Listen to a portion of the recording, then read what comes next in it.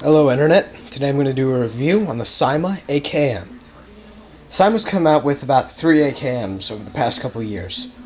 First one had fake wood, really cheesy looking, and a Tokyo Marui style pop metal body.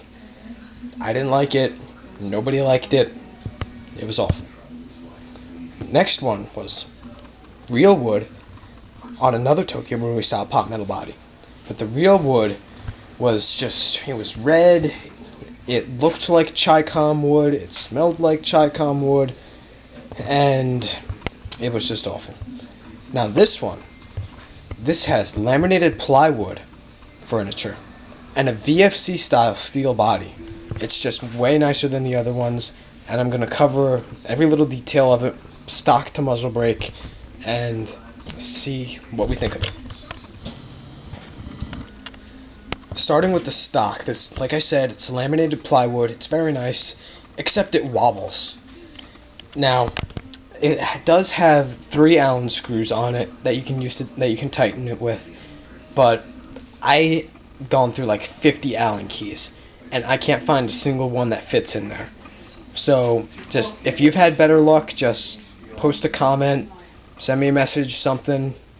Until then, electrical tape. Now moving back more, you have the butt plate. Now the butt plate's very nice in the respect that it's screwed in. The other AKs I have all had like these really flimsy butt plates that were just like pop in, pop out in the field all the time. So I wound up having to go a lot of time holding the battery in with my shoulder, and it was really awkward. Now this one, it's screwed in, it's not going anywhere. Now this does make battery changes a PITA, but deal with it. I mean, I don't know what to tell you. Moving forward more, you've got the pistol grip.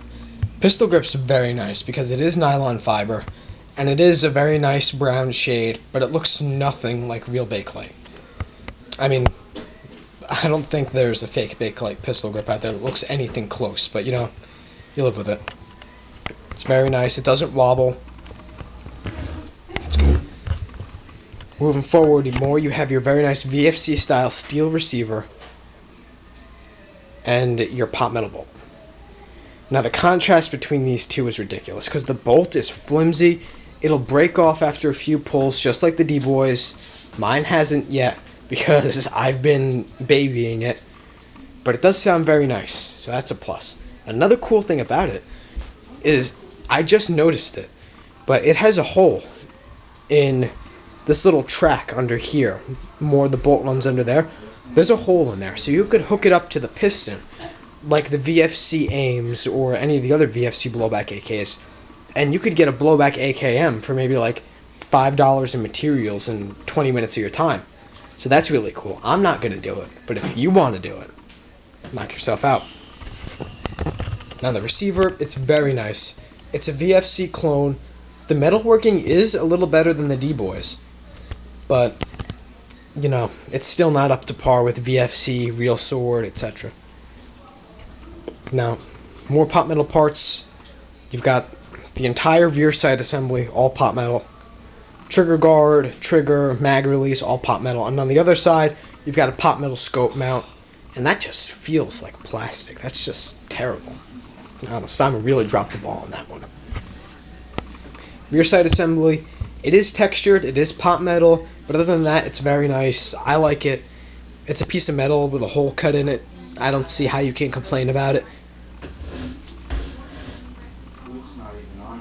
Moving forward even more, you've got very nice laminated plywood foregrip. Which $54 from Amazon. Now, while it is very nice, the bottom foregrip it's considerably thicker than the top. And it shows if you look at it from the top down, but looking at it from this angle, it's fine. You know, I can't really complain about it. I mean, it's an ACM at the end of the day. Moving forward even more, there's your pot metal barrel. Now it kills me that it's pot metal, because anyone with like an hour or two of spare time can make a steel barrel in like a CNC mill or something like that. So I would really like to see that in the future from CYMA, but for now, the pot metal barrel is fine unless you're going to be like hitting it with like trees and small children.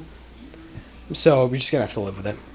How much do you pay for the tools? Muzzle brake, rear sight, it's nice, can't complain about it, serves the purpose. Oh, I'm sorry, but the muzzle brake actually is really shiny plastic. I got the Echo 1 version, maybe that's a little touch they added, but leave a comment if your CYMA is different. More than I paid for it. Now, I'm just going to make a few comments about the overall performance of the gun. It's very nice. Stock, this thing was pushing 450 feet per second. I mean, it was ridiculous, the spring CYMA put in this thing. So I left the spring compressed a few days. It's down to like 350 now. An FPS that's not going to blow your face off. So it's a lot better now. The hop-up surprised me because it was metal. And I haven't seen an AEG that comes stock with a metal hop-up. I mean, even the VFC is plastic. And although I generally prefer the plastic hop-up because it does give more, the metal hop-up on this is very nice for an ACM. I'm managing to get 110, 120 feet plus on this stock. And that's really good. It's got a nice long barrel. Hop-up was nice. I can't complain about it. One thing I can complain about, though, is the magazines. Now, this is the Star 30-round low-cap magazine, which I will be reviewing next.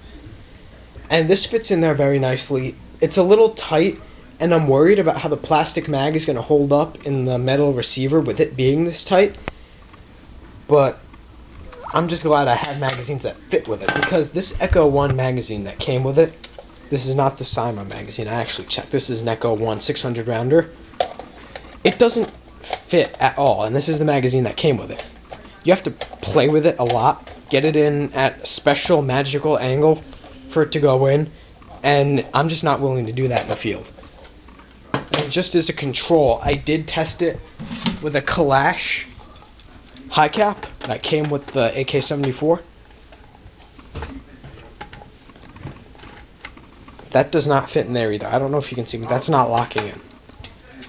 I'm sure I could either shave down the mag tab or shave down the magazine catch, but because my main magazines, the Star, do fit, I'm not going to complain about it.